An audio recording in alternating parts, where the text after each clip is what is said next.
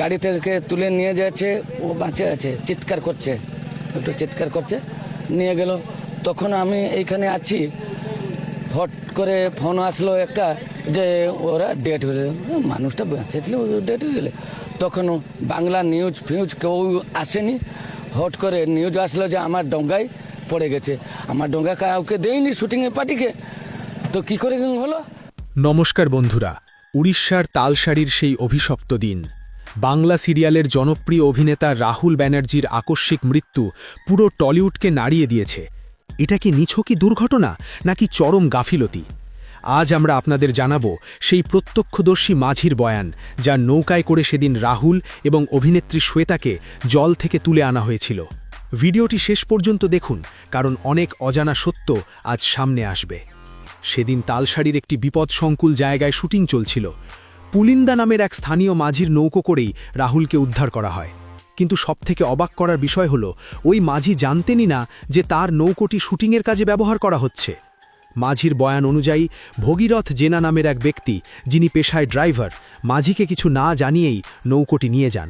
যখন জলে দুর্ঘটনা ঘটে, তখন অভিনেত্রী শ্বেতাকে দড়ি ধরিয়ে নৌকায় তোলা হয় এবং এরপর রাহুলকে উদ্ধার করে পাড়ে আনা হয়। সবথেকে চাঞ্চল্যকর তথ্যটি হল, পুলিন্দার কথা অনুযায়ী যখন জল থেকে রাহুলকে তুলে গাড়িতে তোলা হয়, তখন তিনি বেঁচে ছিলেন। তিনি যন্ত্রণায় ছটফট করছিলেন এবং গোঙাচ্ছিলেন। কিন্তু এরপর যখন তাকে হাসপাতালে নিয়ে যাওয়ার উদ্দেশ্যে গাড়ি রওনা দেয়, তার কিছুক্ষণ পরই খবর আসে যে রাহুল আর নেই।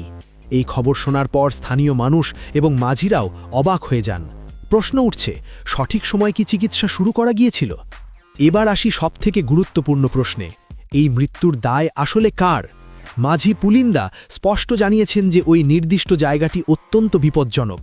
সেখানে জলের গভীরতা প্রায় 10 থেকে 15 ফুট এবং নিচে রয়েছে ভয়ঙ্কর কাদা ও চোরাবালি। সবচেয়ে দুর্ভাগ্যজনক ব্যাপার হল, শুটিং ইউনিট স্থানীয় কোনো মাঝির সাহায্য বা গাইডেন্স নেয়নি।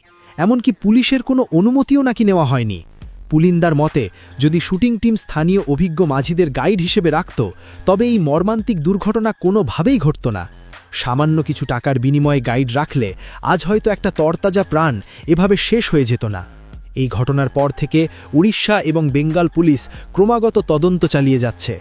নির্দোষ মাঝিদের বারবার থানায় ডেকে জিজ্ঞাসাবাদ করা হচ্ছে। বিনা অনুমতিতে শুটিংয়ের এই ভুলের খেসারত এখন দিতে হচ্ছে স্থানীয় সাধারণ মানুষদের। এর পাশাপাশি তালসারির মতো একটি সুন্দর পর্যটন কেন্দ্রের বদনাম হচ্ছে এবং পর্যটকরা সেখানে যেতে ভয় পাচ্ছেন। বন্ধুরা, এই পুরো ঘটনাটি থেকে একটাই শিক্ষা পাওয়া যায়, প্রকৃতির সাথে এবং স্থানীয় নিয়মকানুনের বাইরে গিয়ে কোনো কাজ করা কখনোই উচিত নয়। আপনাদের কি মনে হয়, এই মৃত্যুর জন্য আসল দায়ী কে? অবহেলা নাকি নিছকই দুর্ঘটনা? নিচে কমেন্ট করে আপনাদের মতামত অবশ্যই জানাবেন। ভিডিওটি তথ্যবহুল মনে হলে একটি লাইক করুন এবং বন্ধুদের সাথে শেয়ার করে সচেতনতা বাড়ান। ভালো থাকবেন, সুস্থ থাকবেন। দেখা হচ্ছে পরের ভিডিওতে।